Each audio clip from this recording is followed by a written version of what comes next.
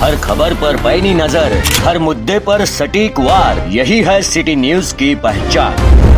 जहाँ सच्चाई की आवाज दबाई जाती है, वहाँ सिटी न्यूज उठाता है सवाल। हर स्क्रीन पर, हर प्लेटफॉर्म पर हमारी मौजूदगी बोलती है। सिटी न्यूज हमेशा सच के साथ।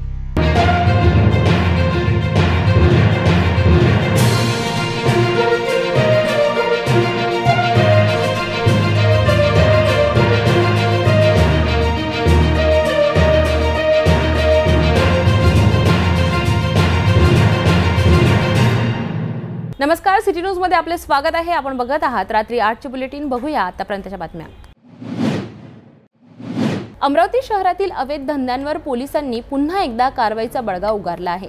शहर गुन्हे शाखेच्या युनिट क्रमांक 2 एका हुक्का पार्लरवर छापा टाकून मोठी कारवाई केली आहे। या छाप्यात एमडी, गांजा, विदेशी दारू आणि हुक्का सेवनाचे साहित्य असा एकूण 2,87,000 रुपयांचा मुद्देमाल जप्त करण्यात आला आहे। विशेष म्हणजे ज्या ठिकाणी ही कारवाई झाली त्या ठिकाणी संचालक प्रमेंद्र शर्मा हे विविध हिंदू संघटनेच्या पदावर कार्यरत असल्याची माहिती समोर आली आहे। अमरावतीचे पोलीस आयुक्त अरविंद चावरिया यांच्या आदेशानुसार गुन्हे शाखेने शहरातील अवैध धंद्यांवर कारवाईची मोहीम हाती घेतली आहे।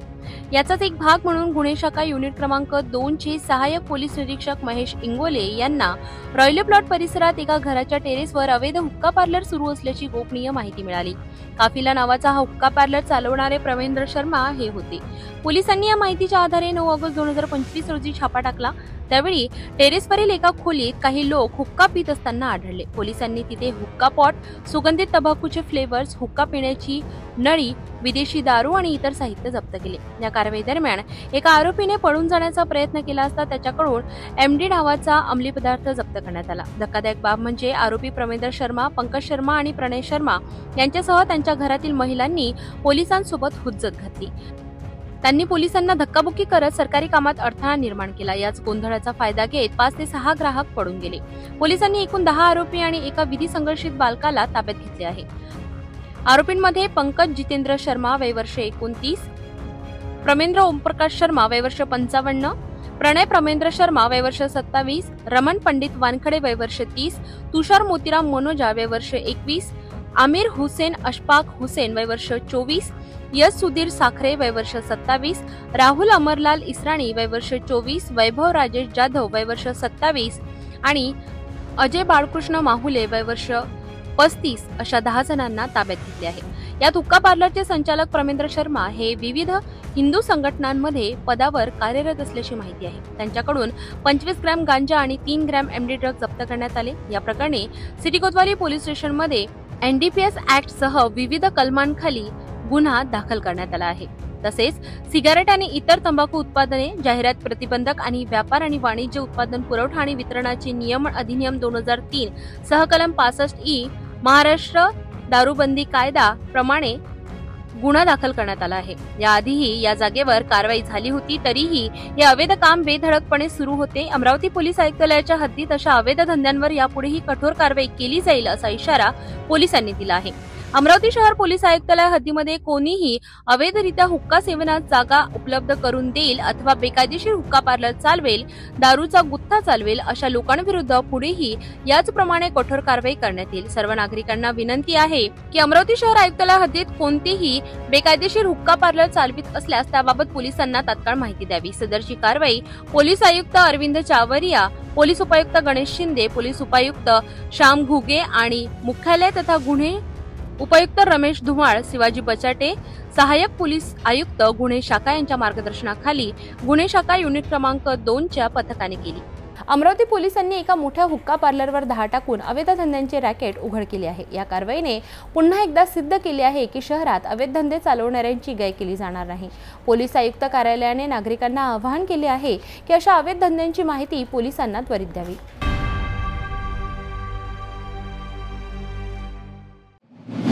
रक्षाबंधनाचा उत्सव सध्या सगळीकडेच पाहायला मिळतोय आणि त्याचीच एक झलक अमरावती बस स्थानकावरही दिसली। भाऊ बहिणींच्या प्रेमाच्या या सणासाठी बाहेरगावी जाणारे आणि गावावरून परतणारे प्रवासी तसेच ग्रामीण भागातून शहरात येणाऱ्या बहिणींची लालपरीच्या प्रवासाला अक्षरशः तुडुंब भरून टाकले। बघूया बस स्थानकावरची ही गजबज आणि प्रशासनाचा कडक बंदोबस्त। रक्षाबंधनानिमित्त अमरावती बस स्थानकावर मोठ्या प्रमाणावर गर्दी झाली होती. अमरावती शहरातून ग्रामीण भागात जाणाऱ्या तसेच बाहेरगावावरून परत येणाऱ्या प्रवाशांनी लालपरीच्या बसमध्ये तुडुंब भरून प्रवास केला. विशेष म्हणजे ग्रामीण भागातून शहरात आलेल्या बहिणींचाही मोठा ओघ पाहायला मिळाला. गर्दीचा ताण लक्षात घेऊन राज्य परिवहन मंडळाच्या चालक आणि कर्मचाऱ्यांनी नागरिकांना सुरक्षित, सुखद आणि नियमानुसार प्रवास करण्याचं आवाहन केलं होतं. कोणत्याही प्रकारच्या चोरी किंवा गैरप्रकाराला आळा घालण्यासाठी बस स्थानकावर पोलिसांनी चोख बंदोबस्त ठेवला.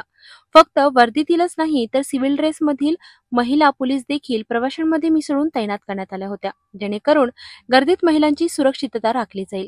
त्यांनी आपापले दागिने, पर्स, मोबाईल सांभाळून ठेवावे आणि गर्दीमध्ये चढताना आपले सतर्कतेने चढावे आणि निश्चित जागेसाठी नाही तर आपल्या सुरक्षिततेसाठी व्यवस्थित त्यांनी स्वतःला प्रोटेक्ट करायला हवे.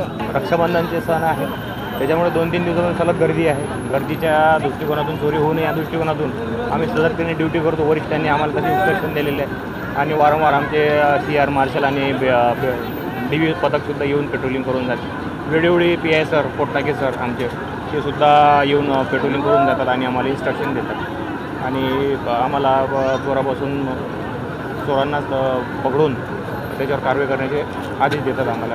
गावाकडे जाणाऱ्या बसेस यात्रेकरूंनी तुडुंब भरल्या. काही ठिकाणी तर उभं राहूनही प्रवास करण्याची वेळ आली होती. एकूणच रक्षाबंधनाच्या उत्सवाची उत्सुकता, भाऊ बहिणीचं प्रेम आणि प्रवाशांचा आनंद यामुळे अमरावती बस स्थानक जणू सणाच्या रंगात न्हालेलं दिसलं.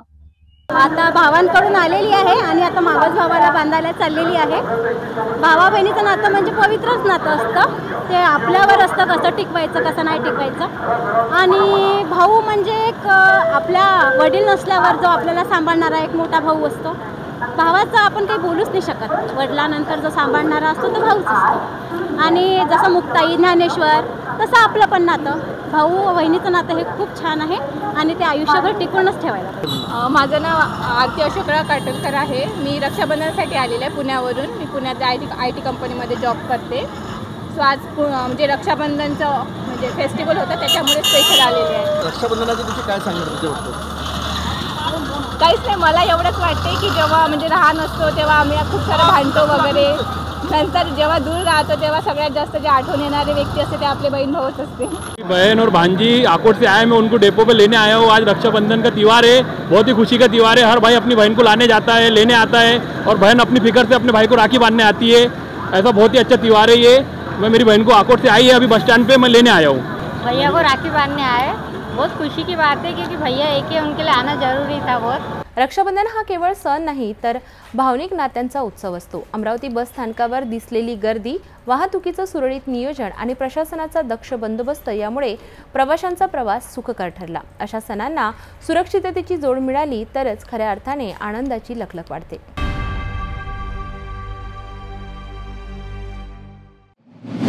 अमरावती जिल्ह्यामध्ये एक धक्कादायक घटना समोर आली आहे. मोर्शी पोलीस स्टेशनच्या हद्दीत एका पोलीस अधिकाऱ्याच्या सरकारी निवासस्थानातून रिव्हॉल्व्हर आणि इतर वस्तूंची चोरी झाली होती. अवघ्या 12 तासात पोलिसांनी या प्रकरणाचा छडा लावून आरोपीला मुद्देमालासकट अटक केली आहे. 8 ऑगस्ट रोजी दुपारी 2 वाजताच्या सुमारास मोर्शीचे उपविभागीय अधिकारी प्रदीप कुमार पवार यांच्या शासकीय निवासस्थानी हा प्रकार घडला. अज्ञात चोरांनी त्यांची क्रेडा गाडीची काच फोडून डॅशबोर्डमध्ये ठेवलेली 90,000 रुपयांची सर्व्हिस रिव्हॉल्व्हर चोरली. इतकंच नाही तर त्यांनी घराचे कुलूप तोडून आत प्रवेश केला आणि कपाटातून काही कागदी रिम्सही चोरल्या. या घटनेमुळे परिसरात एकच खळबळ उडाली. पोलिसांनी तात्काळ घटनेची नोंद घेतली आणि तपास सुरू केला. सीसीटीव्ही फुटेजच्या आधारे पोलिसांनी अजय उर्फ राजेश गोवर्धन दांडगे नावाच्या संशयिताला ताब्यात घेतले. सुरुवातीला त्याने उडवाउडवीची उत्तर दिली, पण पोलिसांनी कसून चौकशी केल्यानंतर त्याने आपला गुन्हा कबूल केला. पोलिसांनी चोरीला गेलेली सर्व्हिस रिव्हॉल्व्हर जप्त केली आहे. ही कामगिरी पोलीस अधीक्षक विशाल आनंद, अप्पर पोलीस अधीक्षक पंकज कुमावत आणि उपविभागीय पोलीस अधिकारी संतोष खांडेकर यांच्या मार्गदर्शनाखाली करण्यात आली. पोलिसांनी 12 तासांच्या आत या गुन्ह्याचा छडा लावून आरोपीला पकडले. घटनास्थळी संपूर्ण पाहणी केल्यानंतर माननीय SP सरांना सविस्तर माहिती दिली. साहेबांच्या पुढील आदेशाप्रमाणे माननीय SDPO साहेब सुद्धा घटनास्थळी आले आणि आयकर विभागाच्या लोकांना आम्ही पाठवले. तेव्हापासून आम्ही हा आमच्यासाठी एक चॅलेंज आहे. ते चॅलेंज आम्ही आमच्या पोलिसांनी सर्वांनी टीम वर्क करून अहोरात्र फिरून एरियामध्ये अधिकची आम्ही गस्त वाढवली आणि त्यामध्ये आम्हाला एक रात्रीला संशयित व्यक्ती दिसला आणि त्याला आम्ही पोलीस स्टेशनला आणलं आणि त्याने तो गुन्हा केल्याची स्वतःही कबुली दिली आणि घटनास्थळ कसा पद्धतीने त्याने अपराध केला, कशाने केला, कुणाला कुठून आणली, लॉक कसं तोडलंय, सगळं प्रॅक्टिकल त्याने आम्हाला दिल्यावरून आमच्या तपासाचे जे चक्र आहे ते यशस्वी मार्गे फिरत आहे. ते निष्पन्न झाल्यानंतर आम्ही त्याला कायदेशीर अशाच जलद आणि प्रभावी कारवाईमुळे पोलिसांवरील विश्वास अधिक दृढ होतो. मोर्शी पोलिसांच्या कामगिरीमुळे गुन्हेगारांना एक स्पष्ट संदेश मिळाला आहे.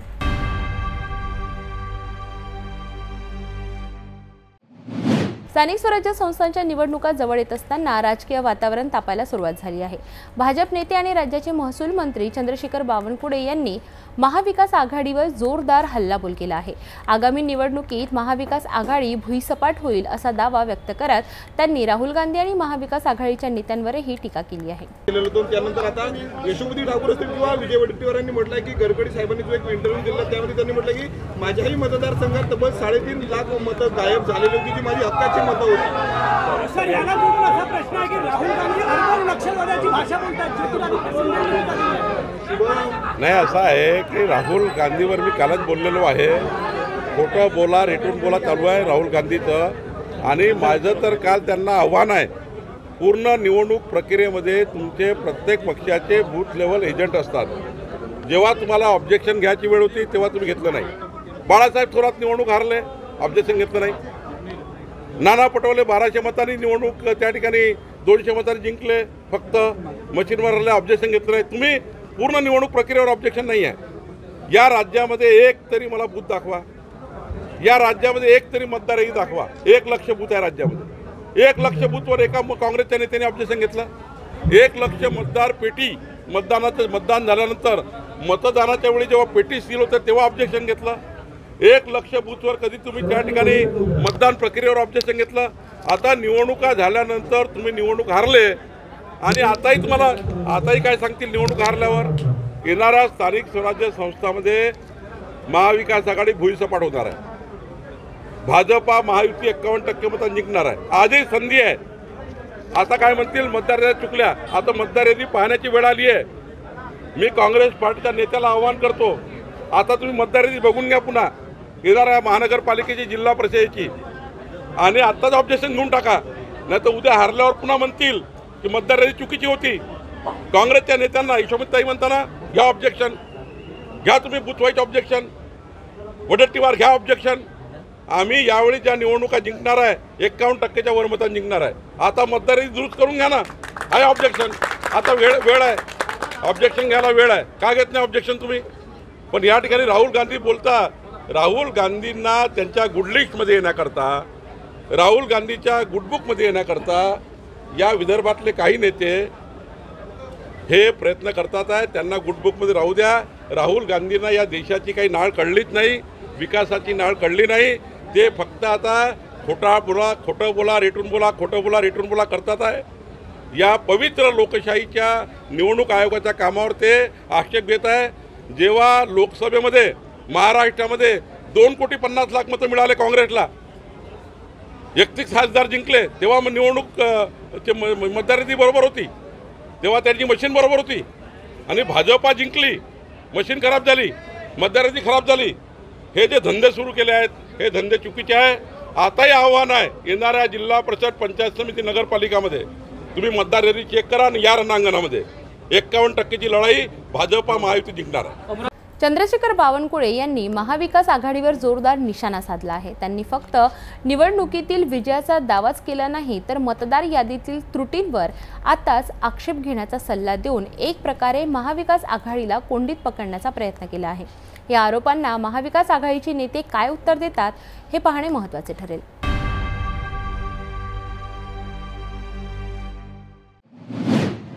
वेळ झाली आहे अल्पशा विश्रांतीची. भेटूया विश्रांतीनंतर. आराधना फ्रेश स्टॉक सेल 1 ऑगस्ट ते 15 ऑगस्ट पासून मान्सून धमाका. 1 ऑगस्ट ते 15 ऑगस्ट स्वातंत्र्य दिनानिमित्त भव्य मान्सून सेल. डिझायनिंग साड्या, designing dress material, suiting, shirting, men's wear, ladies wear, kids wear आणि संपूर्ण लग्न बस्ता. ग्राहकांसाठी monsoon discount. Aradhana wholesale shopping mall, Jawahar gate road, Amravati. एक व्यू प्लॉट सह मोजकेच प्लॉट शिल्लक, त्वरित संपर्क करा 9930706667 किंवा 7620433325 या क्रमांकावर। शादी और ब्याह की शुरुआत आराधना साड़ी के साथ।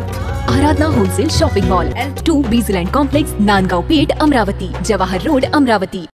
विश्रांतीनंतर पुन्हा एकदा आपले स्वागत आहे। बघूया पुढील घडामोडी। अकोट तालुक्यातील वडाळी, देशमुख आणि सावरा परिसरातील शेतकरी हुमणी अळीच्या प्रचंड प्रकोपाने हवालदिल झाले आहेत। हिरवीगार पिके उद्ध्वस्त होत असून गेल्या महिन्याभरापासून कृषी विभाग फक्त पाहणी करून गप्प बसल्याचा आरोप होत आहे। शेतकऱ्यांनी महागडी कीटकनाशके वापरूनही अळीवर नियंत्रण मिळवता आलेले नाही।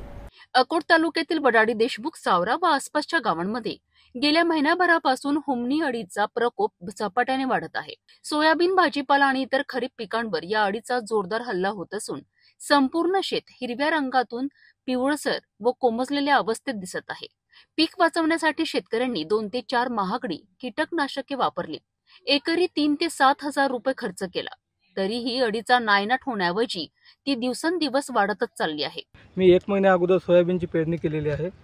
सुरुवातीला सोयाबीन माझे चांगले होते, नंतर मला असं निदर्शनास आलं की माझं सोयाबीन सुकून राहिलं आणि माझ्या सोयाबीनच्या मुळा पूर्ण वाढलेल्या आहेत आणि असं जमीन खोदल्यानंतर मला हे अळीचा प्रादुर्भाव लक्षात आला आहे माझ्या।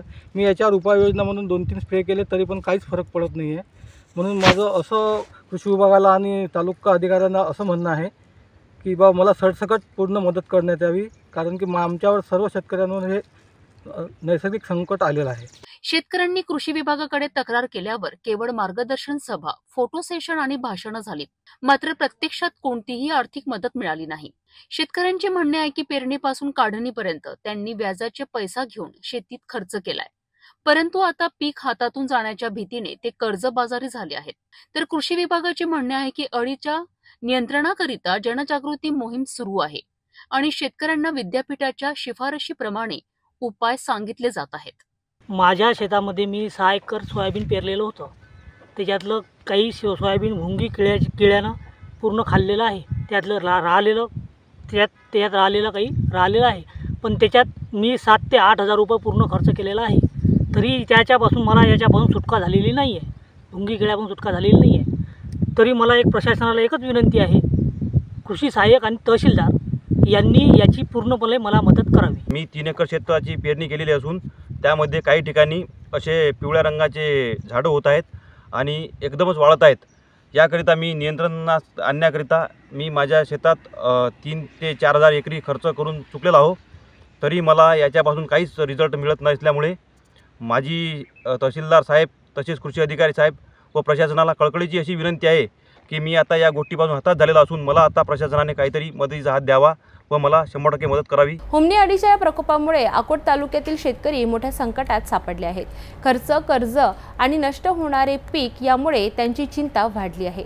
शासन व कृषी विभागाने तात्काळ ठोस पावले न उचलल्यास परिस्थिती आणखी गंभीर होण्याची शक्यता आहे।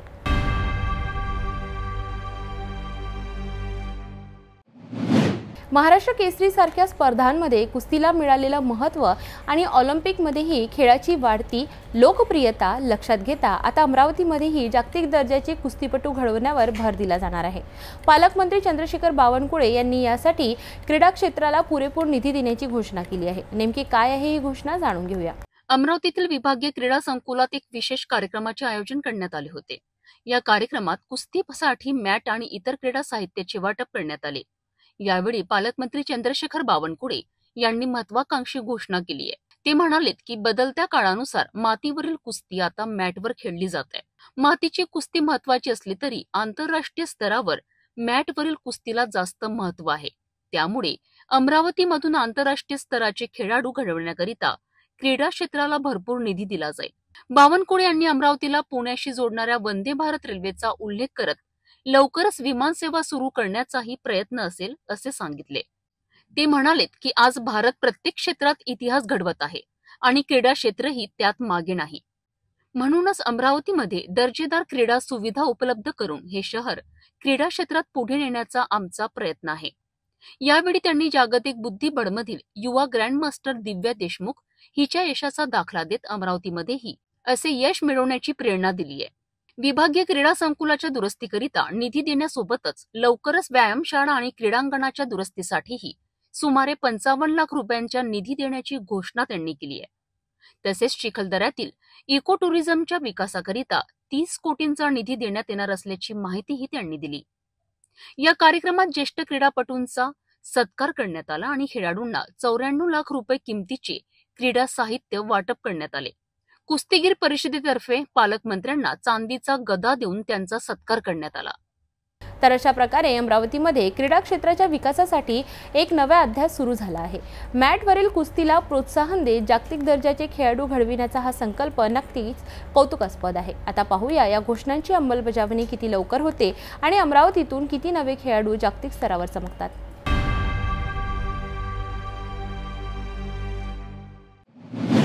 भोकर मतदारसंघातील लहान तांडा गावातील नागरिक अनेक वर्षांपासून रस्त्याच्या दुरुस्तीसाठी झगडत आहेत. माजी मुख्यमंत्री अशोकराव चव्हाण यांच्या मतदारसंघात असूनही पावसाळ्यात गावकऱ्यांना खड्डेमय व चिखलाच्या रस्त्यावरून प्रवास करावा लागतो. शाळकरी मुलांपासून वृद्धांपर्यंत सर्वांनाच या समस्येला तोंड द्यावे लागत आहे. आता ग्रामस्थांनी जिल्हा परिषद निवडणुकीवर बहिष्कार टाकण्याचा इशारा दिला आहे. अर्धापूर तालुक्यातील लहान तांडा जिल्ह्यात स्मार्ट ग्रामपंचायत म्हणून ओळखले जाणारे हे गाव, परंतु वास्तव मात्र अगदी उलट. बसवेश्वर मंदिर ते महादेव मंदिर तसेच चाभरा बस स्टँड पर्यंतचा रस्ता अनेक वर्षांपासून खड्डेमय आणि चिखलाने भरलेला आहे. शाळकरी मुलांना दररोज चिखलातून पायपीट करत शाळेत जावे लागते. पावसाळ्यात तर या रस्त्यावर वाहन स्लिप होऊन अनेकांना दुखापती झाल्याच्या घटनाही घडल्या आहेत. कधीपासून रस्ता नाही लहान तांड्यामधील, काय मागणी करणार? जेव्हापासून या दोन्ही तंड्याची निर्मिती झालेली आहे तेव्हापासून हा रस्ता झालेला नाही. मध्यंतरी काळामध्ये महाराष्ट्राचे माजी मुख्यमंत्री अशोक चव्हाणचा मतदारसंघ असून कित्येक वेळा त्यानं उद्घाटन करून गेले असताना बी रस्ता तयार झालेला नाही. ग्रामपंचायतीकडे जर आम्ही दखल दिली तर ग्रामपंचायत घेत नाही. स्मार्ट ग्रामपंचायत असून आमची तरी पण सरपंच असो कोणी असो, तहसीलदार असो की कोणताही राजकारणी माणूस असो, आमच्याकडे लक्ष बिलकुल देत नाहीत. लहान लहान लेकरं ये जा करतात या रस्त्यानं, तरी पण ते काही आमच्याकडे लक्ष देत नाहीत. प्रॉब्लेम चालू जात ना पिढीनं पिढीपासून आमची तसली लहान लेकरं आहेत येणारे, दवाखान्यातले काही माणसं, म्हातारे माणसं, चिखल पाण्यामध्ये, हाच प्रॉब्लेम आमचा पिढीनं पिढी आहे. 2,91,00,000 माननीय अशोकराव चव्हाण साहेबानं आमदारकीच्या वेळेस भूमिपूजन करून गेलेले आहेत, तरी पण आमच्याकडे बघत नाही. आम्ही जर जाब विचारला तर ते म्हणतात की जलसंपदा विभागवाले कॅनलवाले आम्हाला परमिट देत नाही. पण परमिट देत नाही तर मग अशोकराव चव्हाण साहेबाचे जे कार्यकर्ते आहेत, शामराव पाटील तिडके, अमराबादकर, टेकाळे, मग यांच्याकडे यांच्या कॅनलला रस्ता कसा होतो, त्यांना परमिट कुठून भेटते, हा मुद्दा आम्ही कित्येक वेळेस विचारला, तरी पण ते आम्हाला का असं सफिशियंट उत्तर काही देत नाहीत. आता काय मागणी आहे? भाऊ नाही तुम्ही आंदोलन केलं खड्ड्यात बसून, मागणी काय आता तेच चालू आहे आमचं. आता इतके मोठे महाराष्ट्राचे माजी मुख्यमंत्री असताना, आता बीजेपी मध्ये असताना, तरी पण आमचा रस्ता होत नाही. मग याच्यात अर्थ काय? आता येणाऱ्या इलेक्शन मध्ये जिल्हा परिषद असो, पंचायत समिती असो, आम्ही कोणत्याच राजकारणी लोकांना तर गावात आम्ही येऊ देणारच नाही. पण आम्ही सरळ सरळ समजा ते बहिष्कार त्याच्यावर टाकणार आहोत इलेक्शनवर. ग्रामपंचायत असो, पंचायत समिती असो, जिल्हा परिषद असो. आता आमदाराकडे काय मागणी करणार? आता आमदाराकडे कित्येक मागणी करायची. आता आमचा लाईटचा प्रश्न आहे, कित्येक दिवसापासून तसं चालू आहे, पूर्ण पोल काढलेले आहेत. प्रश्न आमचा होता, आमच्या प्रश्नावर गाववाल्यानं पोळी भाजली. आज गावात 24 तास लाईट असते, आज आम्हाला नाही. आता श्रीजयाताईला सांगितलं, आम्ही निवेदन दिलं, चव्हाण साहेबाला दिलं, तरी आमच्याकडे बघत नाहीत. कोणता इंजिनियर बघत नाही, न कोणता आमदार बघत नाही, न कोणता खासदार बघत नाही, तहसीलदार पण बघत नाही.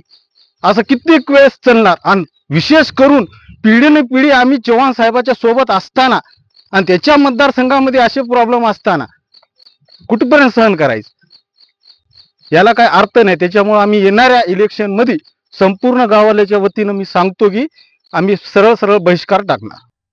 गावातील एका नागरिकाने तर आंदोलनाचा अनोखा मार्ग अवलंबत रस्त्यावरच्या पाण्याच्या खड्ड्यात बसून मुख्यमंत्री व स्थानिक आमदार जया चव्हाण यांच्याकडे रस्ता दुरुस्तीची मागणी केली आहे। माजी मुख्यमंत्री अशोकराव चव्हाण यांनी निवडणुकापूर्वी तब्बल 2,89,00,000 रस्त्यांच्या कामाचे भूमिपूजन केले होते।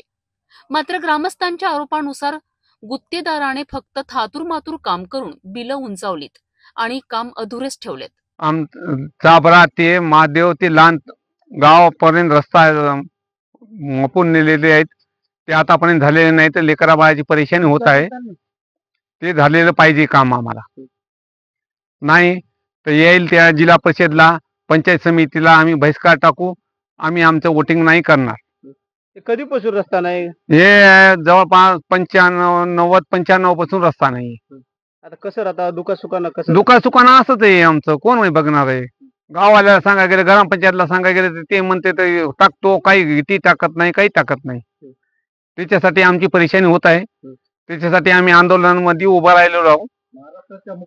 मतदारसंघ पंचायत समिती, जिल्हा परिषद, आमदार खासदारचं इलेक्शन आलं तर सगळेजण येतात, रस्ता मापून घेऊन जातात, आम्हाला चॉकलेट देऊन जातात। आतापर्यंत रस्ता झाले नाही 90-92 मधून, तर आता काय आमची सोय अशीच आहे। सगळेजण काही अर्धे लोक असं कदरून गेलेले आहेत बाहेरगावी, ते आम्हाला त्रास होतो। आमच्या गाव सोडून जाणाऱ्या माणसाला आम्हाला त्रास नाही होणार का? मग याच्यासाठी आमचं म्हणणं आहे काय आहे, त्याच्यासाठी आंदोलनावर आलेले आहेत लोक। ते मुख्यमंत्री साहेबाचं गाव असून, माजी मुख्यमंत्री साहेबाचं मतदारसंघ असून, त्यांचे आम्ही वोटर असून आमच्या इथं आमची सुविधा नाहीये, याच्या मार्फत त्याने बघून घ्यावे। भूमिपूजन कोणी केले? भूमिपूजन चव्हाण साहेबांनी केलेले आहेत। बोगस कामं केले, आमच्या इकडे तर कामं केलेच नाही। ते जे केलेले आहेत ना, ते मधला रस्ता त्याच्यामध्ये बोगस कामं केलेले, त्या गुत्तेदाराला विचारपूस करू शकता तुम्ही। आम्ही विचारायला गेले तर तुम्हाला काय करायचे म्हणून रस्ता रोखवतात, हे करतात। गुन्हे दाखल करा त्यांच्यावर, असे रस्ते कामून केले म्हणून। लाईटच्या सुविधेची देखील दुरावस्था आहे। ग्रामस्थांचा रोष एवढा वाढला आहे की जोपर्यंत रस्ता पूर्ण होत नाही तोपर्यंत आम्ही मतदान करणार नाही, असा ठाम निर्णय त्यांनी घेतला आहे। आमच्या आजोबापासून किंवा आजोबा आधीपासून आमच्या तंडाचा काय रस्ता झाला नाही, तो त्यासाठी खड्यात बसलेला आहे। आणि कशामुळे बसल्या, काय मागणी करणार आता? आम्ही अशोकराव चव्हाण व त्याची मुलगी शिरजा चव्हाण, त्याची मागणी आम्हाला की एवढा रस्ता करून द्यावा। शिरजा ताई किंवा अशोकराव चव्हाण आली की आमच्या गावाला पाटी लावली, सगळं लावलं, आतापर्यंत काय बघले नाही आम्हाला आमच्याकडे। अशी आमची मागणी आहे की शिरजा ताई चव्हाण व अशोकराव चव्हाण आम्हाला रस्ता करून द्यावा, हेच मागणी आहे आमची। आता ही मागणी आहे, नाही झाल्यास काय करणार तुम्ही? आता आम्ही काहीतरी आंदोलन करेल, काहीतरी कर आमच्या परीनं। आता पुढे आंदोलन करेल किंवा आम्ही पंचायत समितीला बहिष्कार टाकू, काहीतरी करू आमच्या हिशोबाने पुढे। जे लेकर जातात, येतात, पडतात, लढतात, लढतात, काय जबाबदारी त्याची? कोटी पडलं, राहिलं, मोडलं हात पाय, काही त्याची जबाबदारी कोण घेणार? काय नाही, त्याला सरबस्ती देणार, अशी आमची एक मागणी आहे। स्मार्ट ग्रामपंचायतचा दर्जा असलेल्या लहान तांड्याची अशी बिकट परिस्थिती म्हणजे प्रशासनाच्या निष्क्रियतेचे ज्वलंत उदाहरण आहे। आता ग्रामस्थांचा रोष आगामी निवडणुकांमध्ये राजकीय पुढाऱ्यांना किती महागात पडतो हे पाहणे महत्त्वाचे ठरेल।